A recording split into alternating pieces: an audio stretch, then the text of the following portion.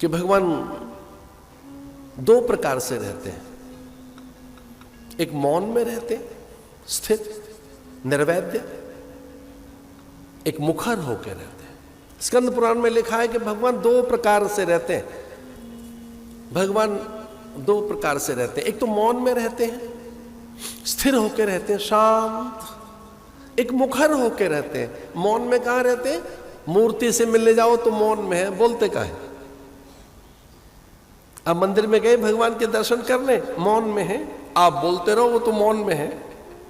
फूल चढ़ाते रहो, आरती करते रहो, श्रृंगार करते रहो, दिया बाती करते रहो, प्रदक्षिणा करते रहो।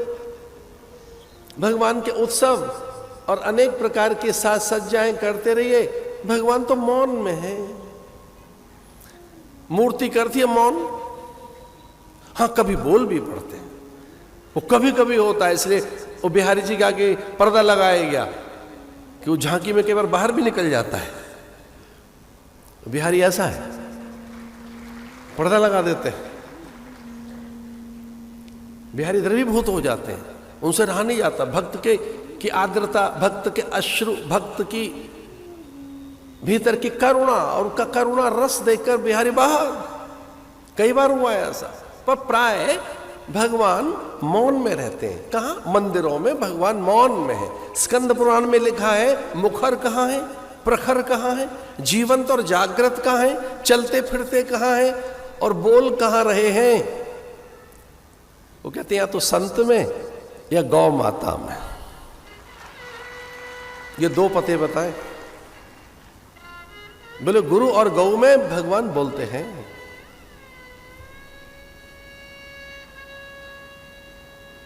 उसका स्वर उनको समझ में आता है। केवल दो ही प्राणी ऐसे हैं कि अगर वो कोई बात कहें तो वो सुनेगा। गौ कोई बात कहती है, वो सुनते हैं। जय जय सुरनायक जन सुखदायक प्रंतपाल भगवंता। जब भगवान को प्रकट करना था तो देवताओं ने सबसे आगे गौ माता कर ली। और यह सच है, जब जब नारायण को प्रकट करना होता है, देवताओं की स्तुति से वो रीझते ही नहीं, गौ माता को आगे कर लिया जाता है। अब जब गौ माता कुछ कहती हैं तो प्रकट हो जाते हैं, जाके संतों को आगे कर देते हैं। देवताओं के तो वो सुनते नहीं।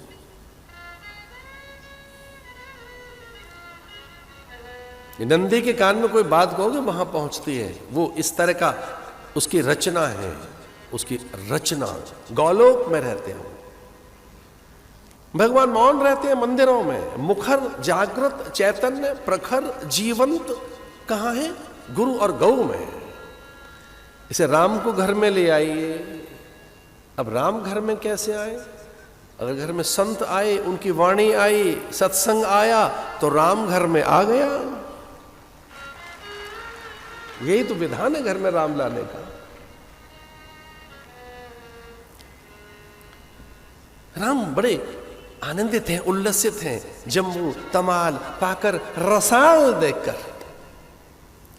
व्यक्ति अपनी मूल प्रकृति में लौटे तो उसे अच्छा लगता है। जल के पास जाकर, वृक्ष और वनस्पतियों के पास जाकर, खिलते फूलों को देखकर, तितली और भ्रमर को देखकर, मधुकर और विविध पंछियों को देखकर राम बड़े आनंदित हैं।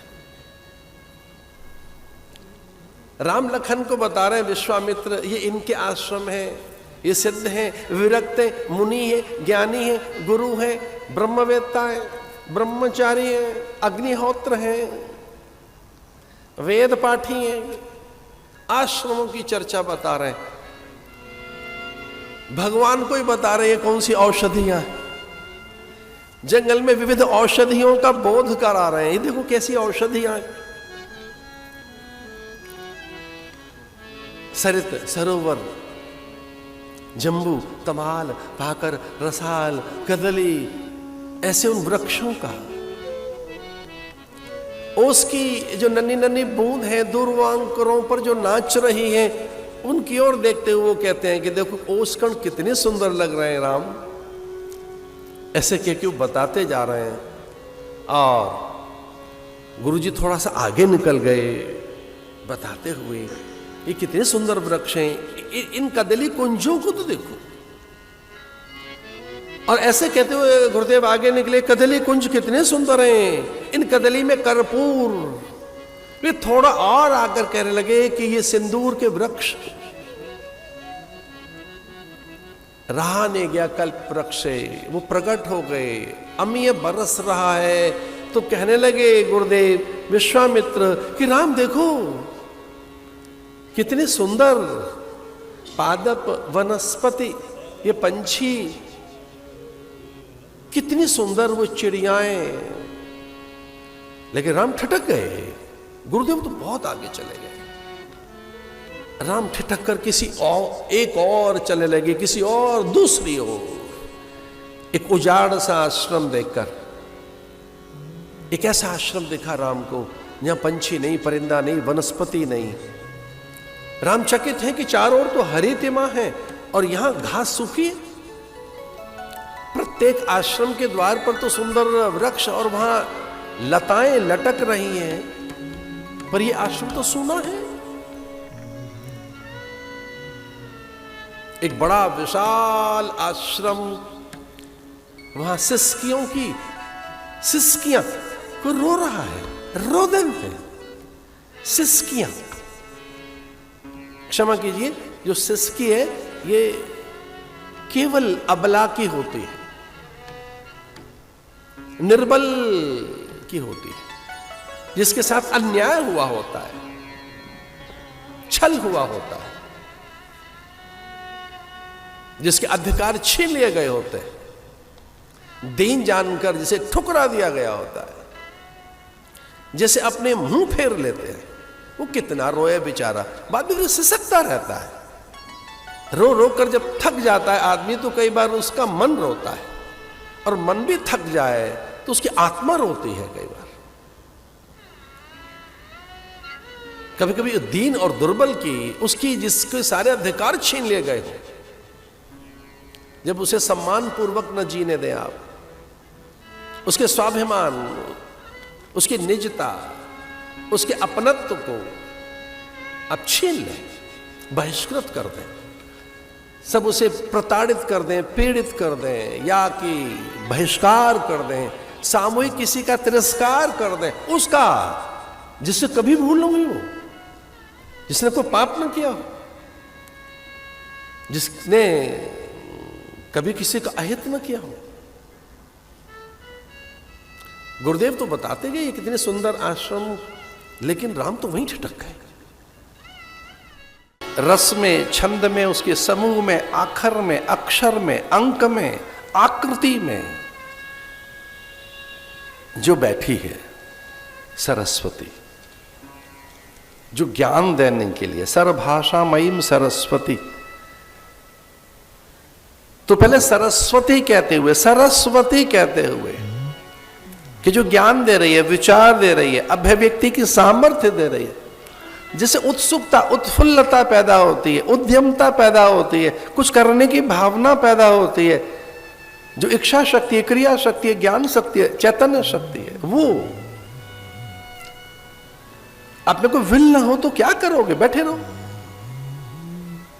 आप में कोई विल नहीं है तो क्या करोगे? बैठे रहिए। अच्छा, विल तो है, सामर्थ्य नहीं है तो क्या करोगे? ज्ञान नहीं है, साधन नहीं है, क्या करोगे? ये थोड़ी सी कथा गुरुग्राम के तरीके से होगी। इसमें ये जो बिल्कुल बीच की उम्र के जो लोग आए उनके लिए भी है इसमें बात। इसलिए इच्छा शक्ति, क्रिया शक्ति, ज्ञान शक्ति के मूल में विल।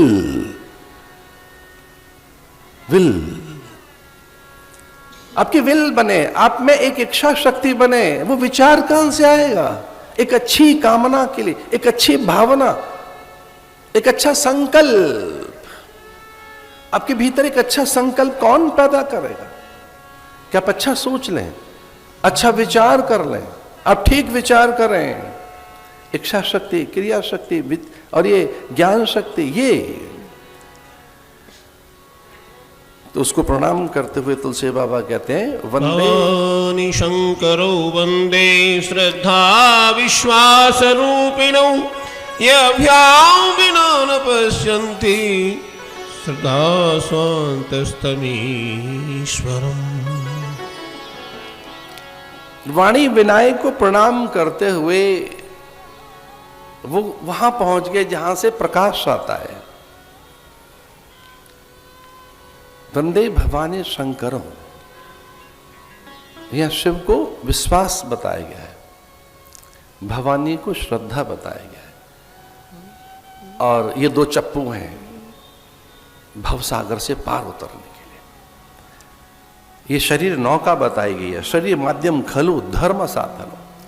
ये जीवन है, ये नौका बताया है, जीवन साधन बताया है। भवसागर से पार उतरने के लिए नौका तो हो, नौका हो लेकिन चप्पू न हो, पतवार न हो। तो ये दो पतवार हैं, श्रद्धा और विश्वास।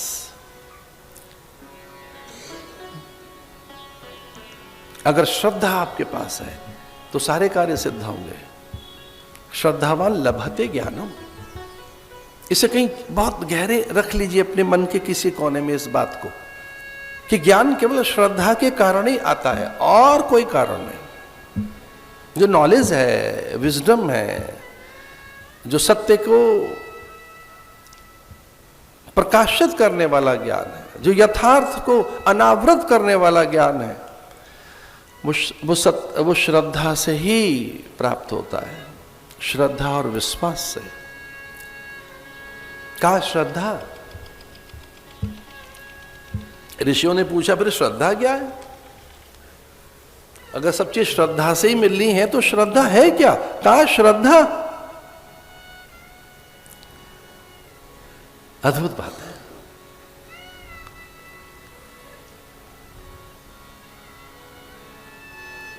वेदांत गुरु वेदांत वाक्येषु दृढ़ विश्वास,